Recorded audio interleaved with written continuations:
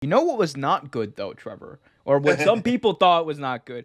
A lot of people had a problem with the bump at the end of this match. So a lot of people thought when MJF had Chris Jericho like at the side of the cage about to throw him off, and then Sammy Guevara says, "No, we surrender, we surrender." Match is over. A lot of people thought when Chris Jericho was pushed off by MJF, the bump looked less than spectacular. Now, I want to preface what I'm about to say by stating that obviously you don't want a guy to legitimately take a bump on concrete, especially when he's like 50 years old and been doing this for 30 years like Chris Jericho. That's not a good smart thing to do. It's not as a wrestling fan, you don't want to see that. But that being said, was the cardboard, like steel, whatever cutouts they had necessary? Yeah. And was it necessary for Excalibur, as he's being thrown off, to say, "Oh my God, he's gonna get thrown off onto the concrete"? Like it's very similar to me what they did at AEW Revolution. They kind of overpromise, like just one step too much. They overpromise one step too much, and it's just like you don't say concrete and then and then expect people like that. You don't do that. Come on, just say "Oh my God, he's gonna throw him off. He's gonna throw him off." And then when Chris Jericho takes the bump, there's not that expectation he's gonna land on concrete or it doesn't take away that suspension of disbelief which existed throughout the entirety of the match. There were great spots in there for me, like the spot where Shawn Spears did a chair shot to the head of Sammy Guevara. It was mind blowing. That's one of those moments where you're like, oh shit, this wrestling is real.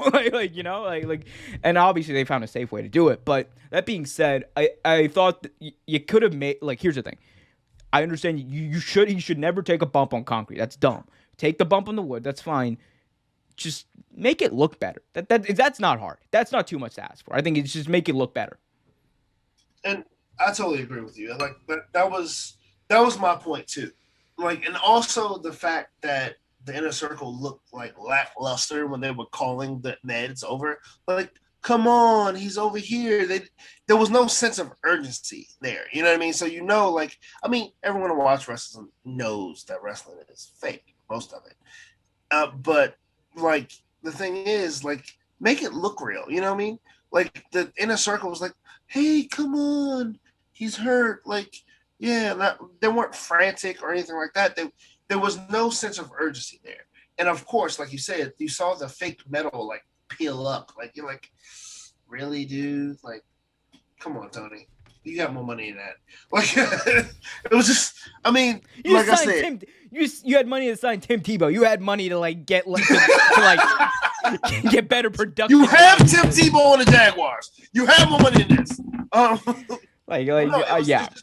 It was just one of those things. And to some purists, I can understand where it took something away from the match because, I'm sitting here watching the match. I'm like, yes, this is great. That's a great ending. It's almost identical to one of the greatest War Game matches. And then you do this.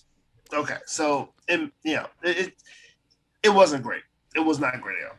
Yeah, and again, I think it just comes down to production value. You didn't have to take a bump on concrete, didn't have to take a bump on steel. No one's asking for that. And if you are asking for that, then fuck you. Honestly, if they had not said concrete and if they had just kept a wood, the wood part, the crash mats, whatever, I thought it would have been fine, and then you could have played up the sense of urgency, oh my God, Chris Jericho might have broken his back. Chris Jericho might have broken. That's what I'm saying. Drive that home, yes. That's where I agree with you on. The lack of urgency was also present, and I think with the Inner Circle, they could have that's where you ham it up. That's there's I know there's overacting in wrestling. There has to be because you have to get across that this is a real emergency. Oh my God, this 50-year-old wrestler who's been wrestling for 30 years just took a bump off a cage onto a stage, onto wood, whatever. You don't have to say wood. You have to onto a stage, onto the floor on the outside. Right. Duh, keep it vague. And then he might have broken his back. And Chris Jericho, and yeah, it's I don't know. Again, I think that's I think those might have been maybe growing pains because look, one thing we need to remember, these people like Sammy Guevara, like Santana and Ortiz, like they're young, especially in their television wrestling careers. They're young, so I think like maybe. I mean, I know they've been running with Chris Jericho for a few years now, but I How think old is that Hager? Hager is up there though, right? Hager's in his like mid-30s, but he also has like almost a decade of experience in WWE. But so it's not so much on him, or it is I think more so on him.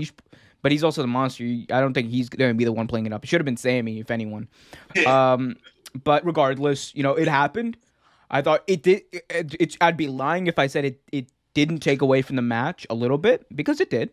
Yeah. But does that mean the match sucked and it was completely ruined forever? No. I'm still going to go back and watch that match and enjoy it.